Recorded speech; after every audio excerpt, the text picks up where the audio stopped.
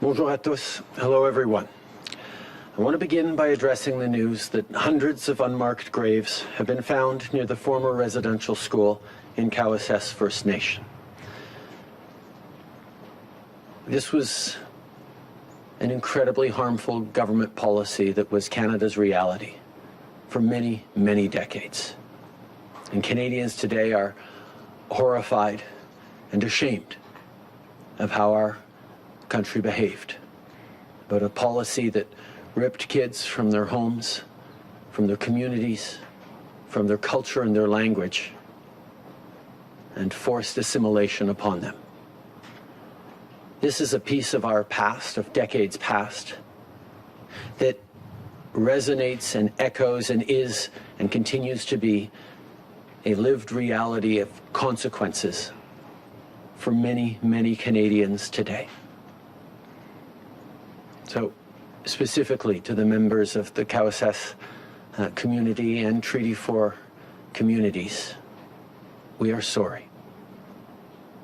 It was something that we cannot undo in the past, but we can pledge ourselves every day to fix in the present and into the future. And that means recognizing the harms, the impacts, the intergenerational trauma, the cycles of challenges that far too many Indigenous peoples face in this country because of actions that the federal government and other partners deliberately and willingly undertook. I spoke with Chief Cadmus Delorme yesterday, the Chief of Cowessess First Nations, and offered all of the federal government's continued support and partnership, not just on supporting the communities that are grieving for the discovery of these graves, but also on the work that we must do to help them heal, to create opportunities to move forward, including on the issue of child and family services. We know that even long after residential schools closed in this country, child and family service, in the stated purpose of protecting children's well-beings, continued to take them away from their communities, continued to remove them from their language and culture, and place them in foster homes in non-Indigenous communities all across the country. That's why one of the calls of the Truth and Reconciliation Commission was to restore the care of kids at risk to the communities themselves. And in my conversation with Chief Cadmus, Chief Delorme, we talked directly about how we could even further accelerate the great work that Cowessess has already been doing on moving forward on child and family services as an example of the kind of work that is being done right across the country, and in recognition of the terrible time that the community is going through right now. This has come on the heels of the terrible news out of Kamloops, and it has caused a lot of Canadians to reflect on our past and how it has impacts on our present, to have difficult conversations with their loved ones, with their kids, about Canada's history and Canada's present. Truth and reconciliation requires that we start with truth. And we start by recognizing the terrible, terrible mistake that we willingly undertook in the past, taking kids from their homes and communities and leaving them open to incredible challenges and hardship as we tried to remove their languages and cultures from them. With Canada Day coming up next week, a lot of people, I think, will be reflecting on many different things. Reflecting on the really tough year we just had with COVID-19, how much we lost, how much we learned, how much we've been there for each other through difficult times. But at the same time, many, many Canadians will be reflecting on reconciliation, on our relationship with Indigenous peoples, and how it has evolved and how it needs to continue to evolve rapidly. We have so many things we need to work on together. And I think this Canada Day, it will be a time of reflection on what we've achieved as a country, but on what more we have to do. So as we gather with family and friends, carefully still, and reflect on our past, we need to understand and remind ourselves that Canada didn't happen by accident, and it won't continue without effort. And this coming Canada Day, I think we all need to pledge ourselves to doing what we can to continue that effort to make Canada better, all the while respecting and listening to those for whom it's not yet a day of celebration. I think all of us need to aspire and work hard to get to the point where everyone across this country will be able to celebrate fully all that this great country is and all it will be able to continue to be into the coming years, and know that if we're going to be that, we all have more work to do, because that's the story of Canada, always stepping up with more work to do. Yesterday, I also talked with National Chief Bellegarde, because tragically, Cowessess is not the only place in this country where children died in the residential school system. It's not the only place where children faced abuse, loneliness, illness, and neglect. So to all families and survivors across the country, I know that no words can right these terrible wrongs. It is with our actions that we need to continue to recognize the truth and to do everything we can to support you. Following the discovery at the former Kamloops residential school earlier this month, we've made $27 million available immediately to Indigenous communities to find and honor children who died at these institutions. For communities in Saskatchewan in particular, like Cowessess, we've reached an agreement with the Federation of Sovereign Indigenous Nations to provide almost $4.9 million to search for burial sites. And for people across the country, we're providing whatever mental health support survivors, families, and communities need for healing. Le système de pensionnat a été conçu pour effacer les langues et les cultures autochtones. Quand je discute avec des dirigeants et des membres des communautés, on parle souvent de l'importance de prendre des mesures concrètes pour réparer ces torts. C'est exactement la raison pour laquelle on a fait adopter la loi sur les langues autochtones, qui est une étape essentielle sur le chemin de la réconciliation, et on continue d'aller de l'avant. Lundi, j'ai eu une rencontre avec le commissaire et les directeurs du tout premier bureau du commissaire aux langues autochtones. Notre travail en partenariat se poursuit afin de permettre aux cultures et aux langues autochtones de s'épanouir et de se développer. Il en reste beaucoup à faire pour rectifier les erreurs du passé et éliminer les écarts qui existent encore aujourd'hui. En tant que gouvernement, on va toujours être là pour accomplir le travail nécessaire, mais nous devons tous de continuer à faire partie de ce progrès, de ces avancées sur le chemin de la réconciliation. La semaine prochaine, c'est la fête du Canada. Et ça nous donne une occasion de réfléchir non seulement à l'année extrêmement difficile par laquelle on vient juste de passer, mais aussi à l'histoire du Canada et son impact sur le présent, particulièrement pour les communautés autochtones. Il y a des gens qui voudront pas et pourront pas célébrer la fête du Canada cette année, et nous devons les écouter, les respecter et s'engager à en faire encore plus, à réfléchir au pays que nous sommes et au pays qu'on veut être, et savoir que chacun d'entre nous a son rôle à jouer pour avancer, pour continuer de devenir et d'être le meilleur pays au monde. This morning, I also want to share an update about where we are in the fight against this pandemic. And to begin with, I have some good news about vaccine deliveries. We committed to reaching 9.1 million Pfizer doses delivered to Canada in July as part of our summer ramp-up.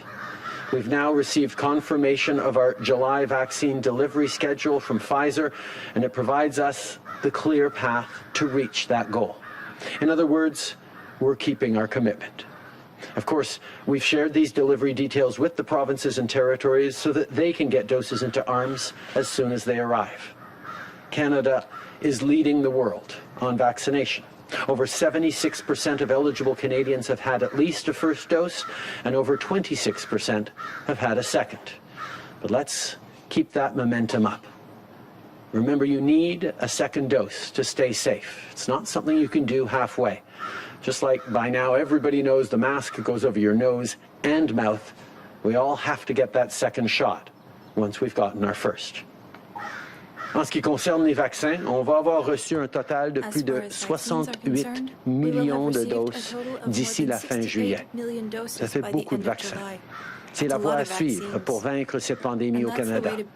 À ce sujet, plus tard aujourd'hui, la Dr Tam va présenter un modèle à jour des prédictions du nombre de cas pour les prochaines semaines.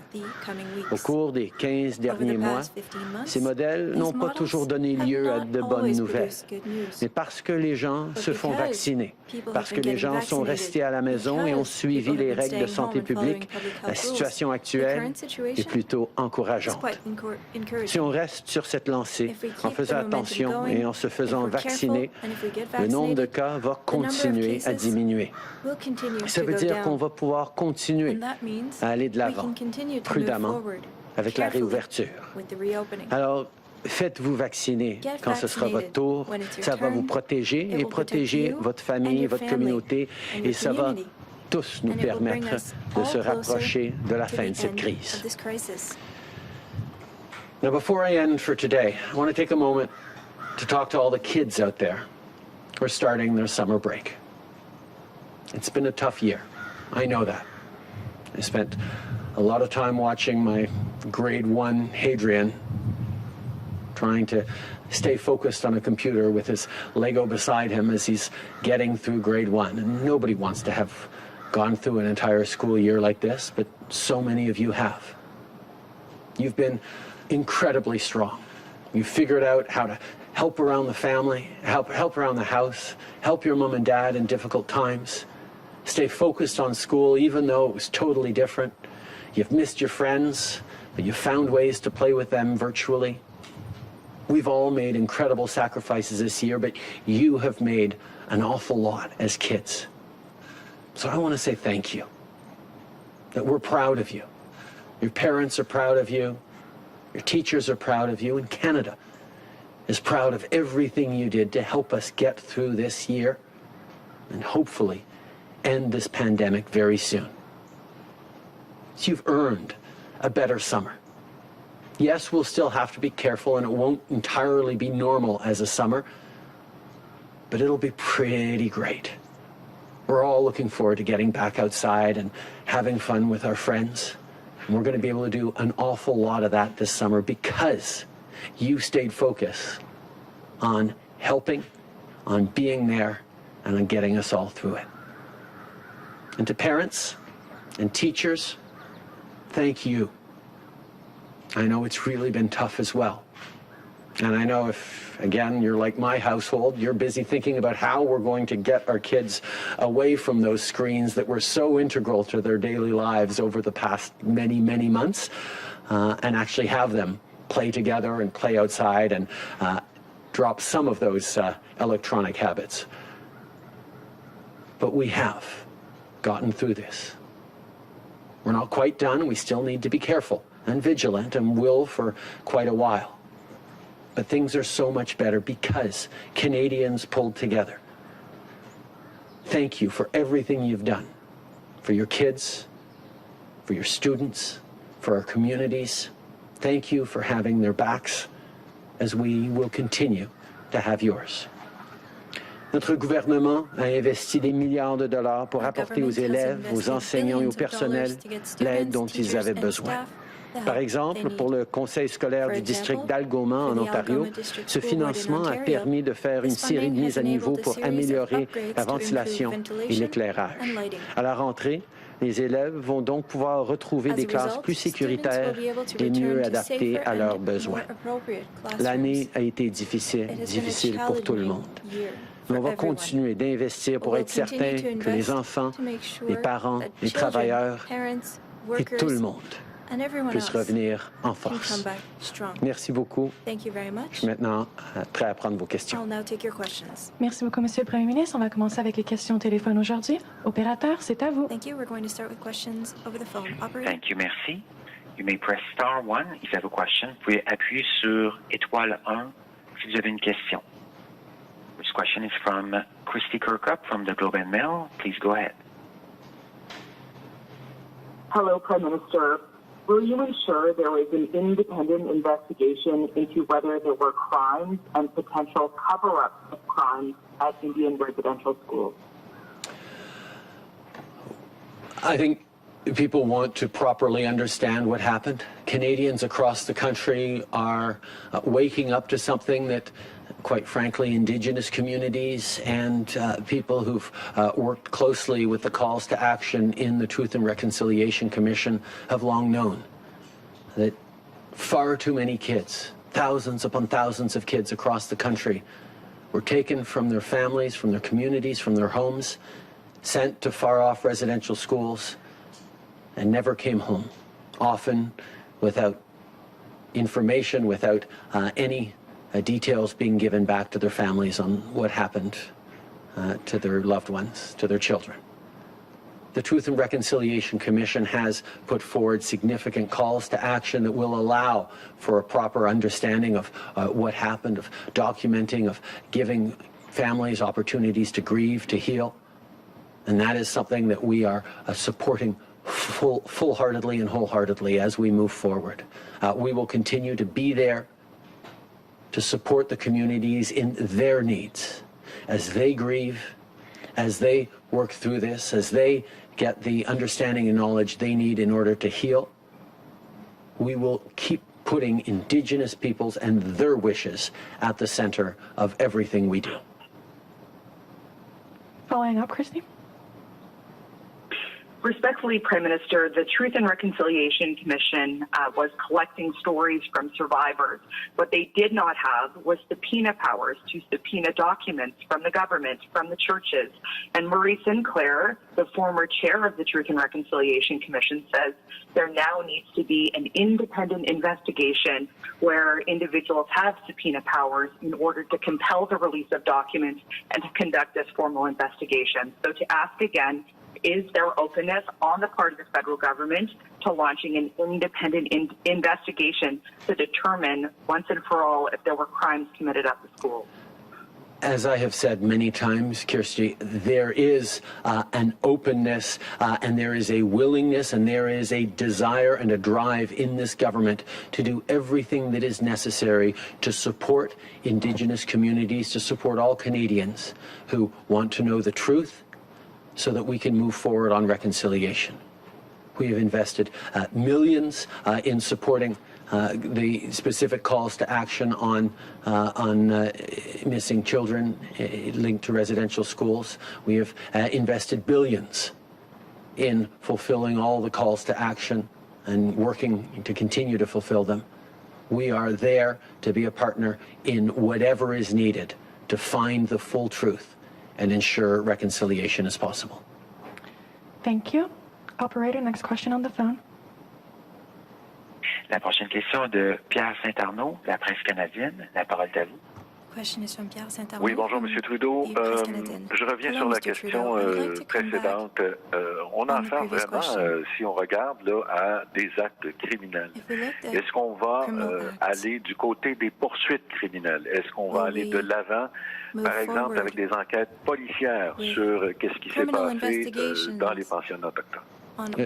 On est ouvert à prendre toutes les mesures nécessaires pour en apprendre plus sur la vérité de ce qui se passait et d'assurer qu'il y ait des conséquences sur les systèmes, sur les organismes, sur les institutions et peut-être dans certains cas sur les individus.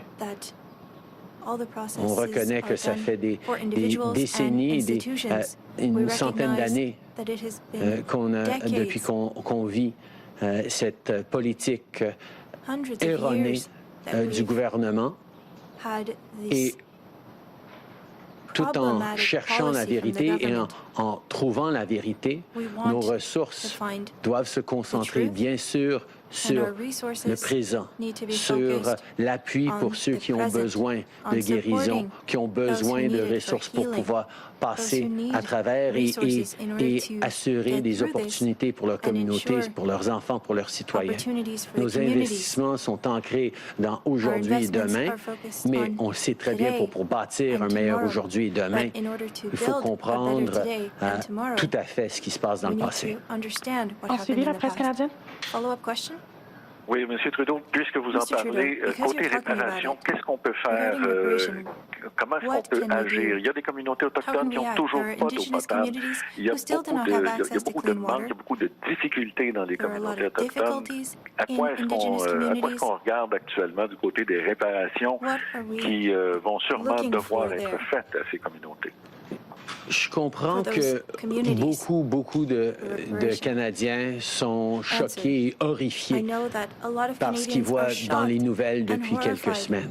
Et ils ont raison de l'être, c'est choquant et horrifiant ce qui s'est passé au peuple autochtone dans ce pays depuis des décennies, depuis des générations. Mais ce n'est pas des nouvelles pour beaucoup de gens autochtones dans ce pays. Ils savent depuis très longtemps qu'il y a des milliers d'enfants qui sont allés dans les écoles résidentielles qui ne sont jamais rentrés chez eux. Et en tant que gouvernement, ça fait 6 ans qu'on travaille avec eux justement sur la réconciliation, sur les investissements qui vont en finir avec les avis d'ébullition d'eau. On a levé plus de 108 différents avis d'eau potable à long terme à travers le pays. Il nous en reste encore à faire, mais on en a fait énormément. On a ouvert de nouvelles écoles, on a investi dans des programmes d'appui pour les enfants.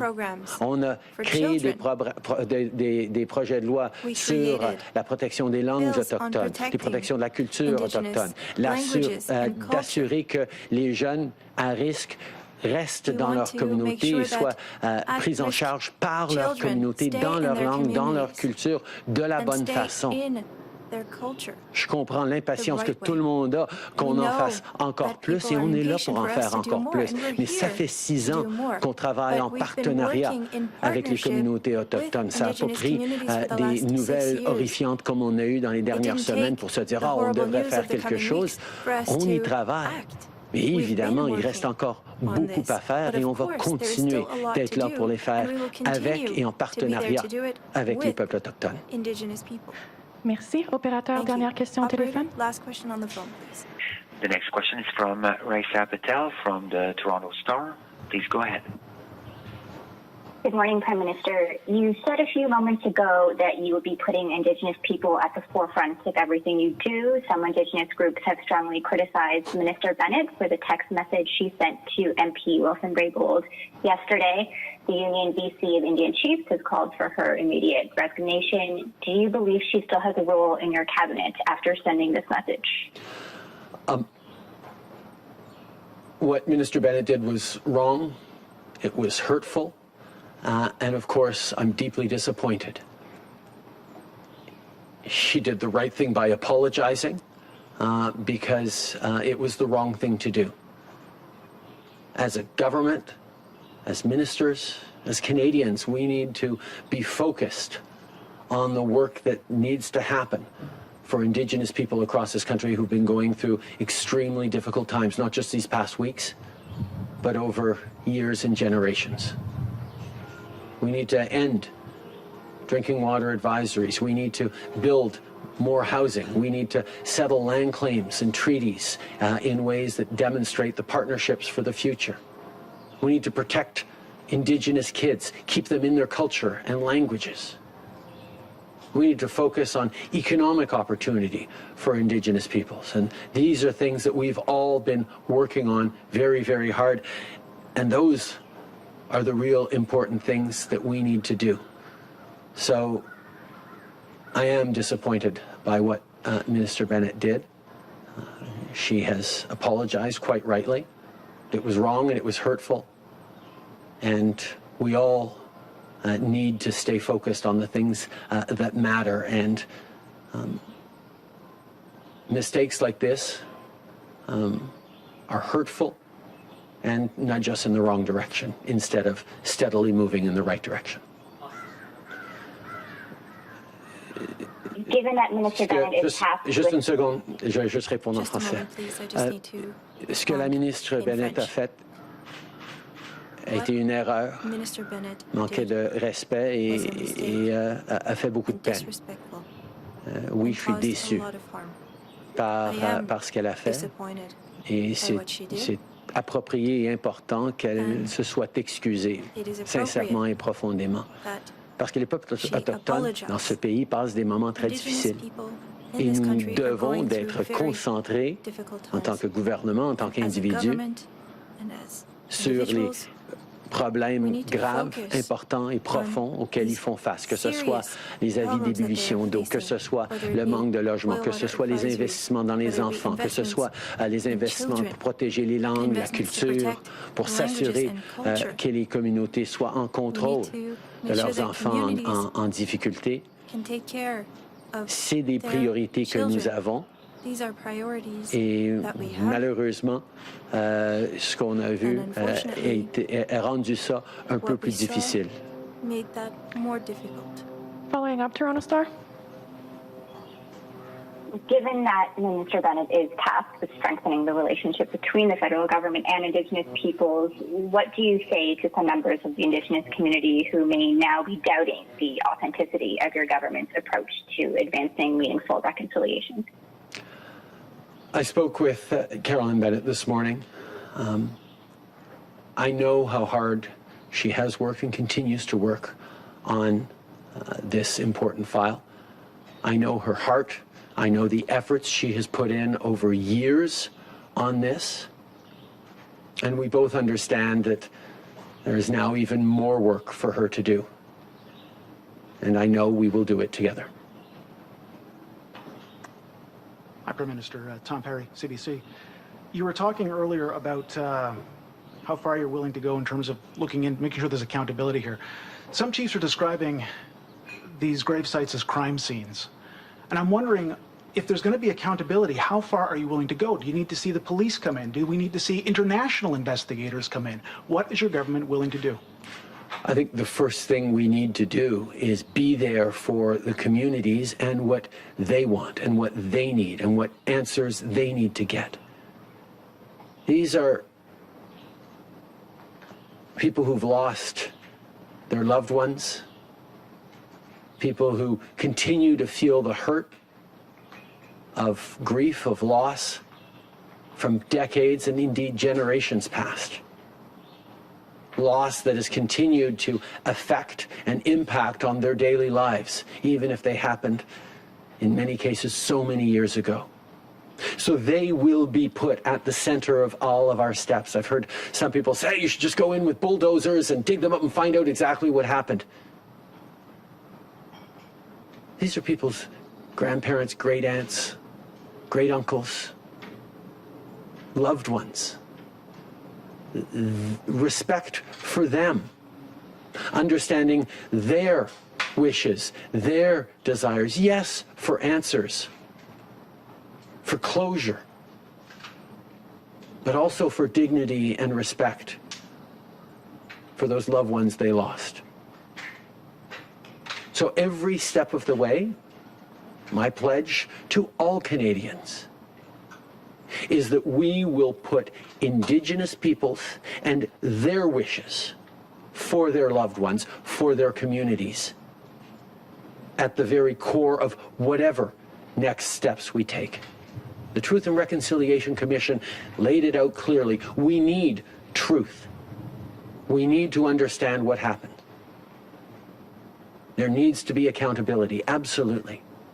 But that needs to be driven by and based on the choices and desires and needs of the people who are at the center of this, the people who are the victims of this shameful policy and who continue to live the echoes of it every single day. En français, s'il vous plaît. Je pense que le plus important, et je comprends l'outrage et la frustration de tous les Canadiens, que ce soit passé chez nous et qui soient juste en train de découvrir ce que les peuples autochtones savent très bien depuis des années, des générations, qu'il y a beaucoup d'enfants qui sont allés aux écoles résidentielles, aux pensionnats autochtones et qui ne sont jamais revenus. Alors maintenant, pour découvrir la vérité, pour pouvoir avancer sur la réconciliation, nous devons de respecter leurs désirs, leurs besoins, pour guérir, pour continuer, pour avancer dans la bonne direction pour eux. J'ai entendu des gens dire « rentrez avec des machines, puis excaver tous ces enfants et on va savoir exactement ce qui se passe. » Ben voyons. C'est des membres des familles, des communautés autochtones. Ça prend un niveau de respect. Oui, peut-être on va arriver à un moment comme ça, mais ce serait parce que les familles et la communauté décident que c'est ce dont ils ont besoin. À chaque étape, nous allons travailler avec eux. Nous allons être là pour eux et nous allons suivre ce dont ils ont besoin dans les prochaines étapes. For the next steps. Hello, Prime Minister. It's Annie Bergeron-Oliver with CTV National News. You, along with many Indigenous leaders, have called on the Pope to apologize, but that still has not happened. What can your government do to hold the Catholic Church accountable for its roles in residential schools? And could that next step include something like removing the Catholic Church's charitable tax status, even temporarily? I don't think we're going to get to anywhere near that level of conflict. I have heard directly from many Catholics across this country who want to see the Church play a positive role in this. I have spoken personally, directly, with His Holiness Pope Francis to impress upon him how important it is, not just that he makes an apology, but that he makes an apology to Indigenous Canadians on Canadian soil. I know that the Catholic Church leadership is looking and very actively engaged in what next steps can be taken. And we will continue to be there to work with them, to facilitate things, and to encourage them to keep doing right by Canadians and Indigenous peoples who are very preoccupied by this piece of history. Je pense que c'est extrêmement important que toutes les institutions et organismes qui avaient un rôle à jouer dans cette partie de l'histoire soient là pour aider à la guérison, aider à passer au-delà de cette réalité. Et donc, je sais que des catholiques à travers le pays, y compris les évêques, les archevêques, sont en train de regarder exactement comment ils peuvent faire pour assurer la vérité et la réconciliation. Quand je suis allé voir le pape il y a quelques années, je lui ai expliqué à quel point c'est important d'avoir des excuses directement au peuple autochtone du pays sur le territoire canadien. Et je sais qu'il y a bien des gens à l'intérieur de l'Église qui sont en train de travailler sur cela et en tant que gouvernement, nous allons être là pour faciliter ça. Bonjour, M. Trudeau. Christian Noël de Radio-Canada. Pensez-vous que ça serait approprié de la part du gouvernement d'utiliser les tribunaux pour forcer l'Église catholique à dévoiler leurs documents sur cette époque? Et vous, personnellement, pensez-vous que des choses criminelles se sont passées dans les pensionnats autochtones? D'abord, j'espère et je pense qu'on n'arrivera pas au point où on va devoir utiliser les tribunaux pour forcer ces records à être partagés. Je sais qu'il y a eu déjà un grand partage de records, mais s'il en reste d'autres à faire, je suis pas mal confiant que les institutions et les églises impliquées vont vouloir partager tout ça. Par rapport aux actes criminels, c'est certain qu'il y a une grande chance que oui, parce qu'on sait qu'il y avait de l'abus. On sait qu'il y avait de la maltraitance dans beaucoup de ces institutions. Mais on sait aussi qu'il y a eu des maladies. On sait aussi qu'il y a eu des enfants qui ont péri de causes, je dirais, plus naturelles dans une situation profondément non naturelle. Les avoir arrachés de leur communauté, de leur famille. Le comité de la vérité et de la réconciliation en a parlé directement que ces enfants vivaient dans des situations horribles et affreuses et beaucoup de survivants ont raconté des histoires de décès tragiques. Certains n'étaient pas criminels, mais d'autres sûrement l'étaient. Quand on parle d'abus, quand on parle de négligence, certainement que dans les histoires, on a vu des actes criminels. Donc, ça fait partie de la réflexion que nous devons avoir. Je recommande à tous les Canadiens de se pencher, de voir ce qu'ils peuvent de la Commission de vérité et réconciliation qui raconte des histoires de ces enfants, de leurs collègues qui ont survécu, des enfants qu'on a perdus dans ces pensionnats autochtones. Ces histoires ont été partagées, mais comme on a vu de la surprise des Canadiens depuis quelques semaines avec Kamloops et maintenant avec Cowessess, qu'il y a beaucoup de Canadiens qui ne comprennent pas à quel point ça fait partie de notre histoire, une partie honteuse de notre histoire, et on se devrait de tous en apprendre un petit peu sur la misère et les défis que ces enfants ont vécus, d'entendre leur histoire et de réfléchir à comment aujourd'hui, parce qu'on ne peut pas changer le passé, mais on peut certainement transformer le présent et l'avenir pour être mieux.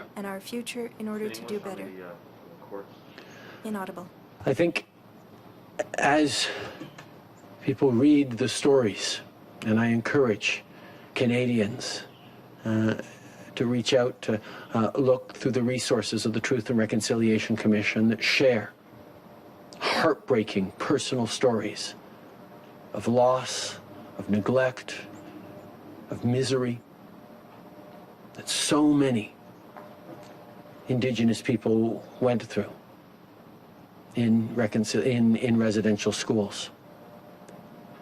There are stories of abuse, of neglect, that, yes, obviously have crimes that would be severely punished today.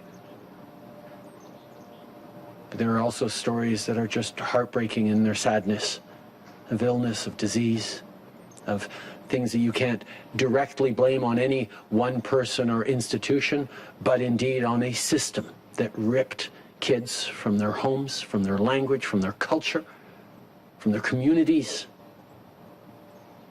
to erase that culture, to erase that identity. That was the policy of Canada hundreds of years, many, many decades ago.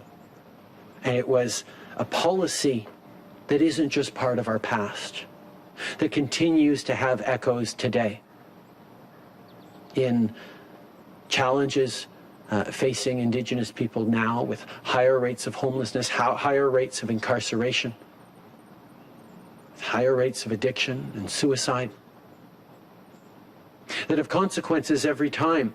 Still, Child and Family Services takes a kid at risk and removes them from their community, removes them from their language and culture for their protection.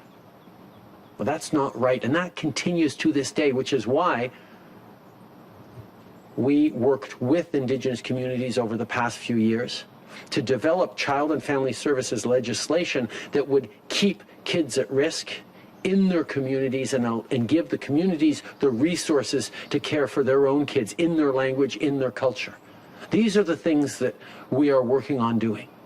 But there is so much more to do.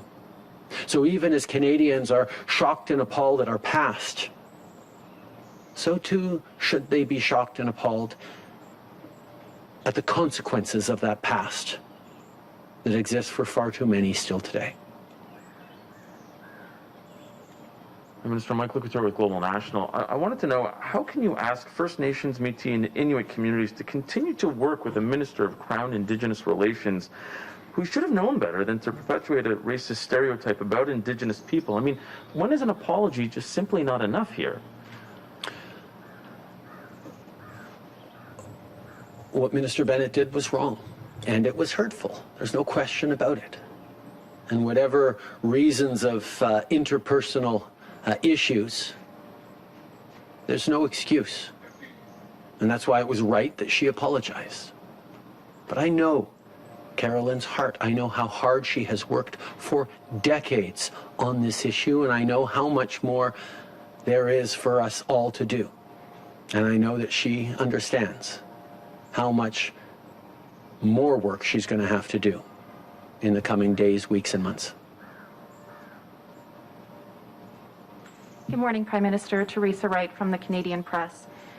Canadians, First Nations, Indigenous peoples across the country they want to know the extent of this national tragedy. Isn't it time for you to commit more than $27 million, which, just to put it in perspective, is 0.00567% of this year's total $457.6 billion budget?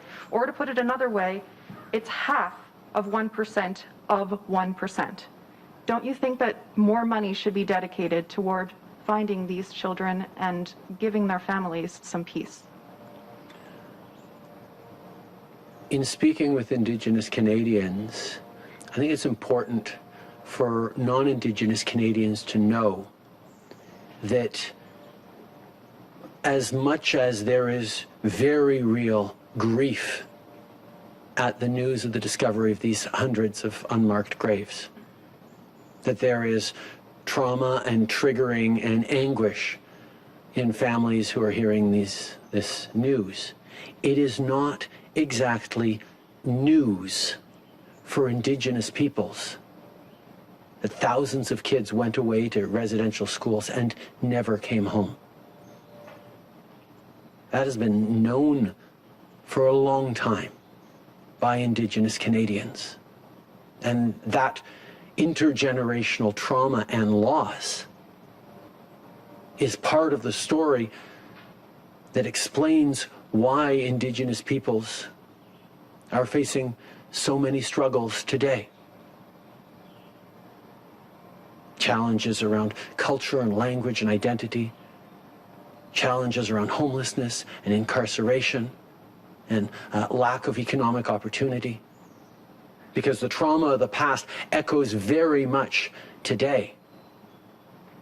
So I understand Canadians are all surprised and shocked at this news, and we should be. It is horrifying news. But it is not exactly news. The Truth and Reconciliation Commission reported on this years and years and years ago, and as a government we have been working with Indigenous communities to ensure that we can move forward on finding these graves and establishing records and helping Canadians grieve and Indigenous people grieve. And as I've said, we will continue to give all the resources necessary to track down their loved ones, to give closure, to do what is necessary for those communities. But that is only a small part of what we need to do to make sure that every kid grows up in a safe and supportive household, in his language, in her culture, that kids get to go to good schools, that elders get to retire in dignity and safety in their Indigenous communities, that elders get to pass on traditional knowledge to their grandchildren, that economic opportunity for businesses, for professional development be there for Indigenous peoples. That we settle claims and treaties that have lingered for decades. That we establish self-government for Indigenous peoples. That we protect Indigenous languages in a real and tangible way. These are things that we need to be investing and have been investing billions upon billions of dollars in the past years and will continue to into the future. So yes, Indigenous communities across this country have my commitment that they will get the resources necessary to recover and document as much as possible these kids in these graves. But they also have my commitment to be there on the healing and the fixing of the generations of trauma that Canadians have all too often turned an eye from, all too often shrugged away from. Reconciliation is not something that is important that we work on the side as we continue to build Canada. It is something that goes to the heart of who we are. And if it took discovering these graves for Canadians to wake up to how much we need to continue to do, then that perhaps gives us a starting point to continue to do even more. Just following up on some of your earlier comments, you said that when it comes to trying to discover the scope of this tragedy, this national tragedy, you want First Nations to be the ones leading the way. However, I don't think anybody that I've heard of has talked about bringing bulldozers in. And in fact, the FSIN Chief Cameron is calling for a full, independent, and public review of deaths of First Nations children. So is there not something that you could do to take the onus off these communities so that you can help these communities to a national strategy to help with the search and identification of these children? Yes. Yes, we have launched all of our efforts from the federal side to be there to support in the search, in the identification, in the next steps necessary. My commitment to Chief Delorme, to Chief Cameron, to Perry Bellegarde, and to leaders of the Indigenous communities across this country is that we will be there with them every step of the way as needed, and not needed by us, needed by them, to get the closure, the healing necessary to be able to continue to work together on the range of challenges faced by Indigenous peoples. Merci beaucoup, Monsieur le Premier ministre. C'est ce qui met fin à la conférence de presse d'aujourd'hui. This is what ends today's presser. Concludes today's press conference. Merci tout le monde.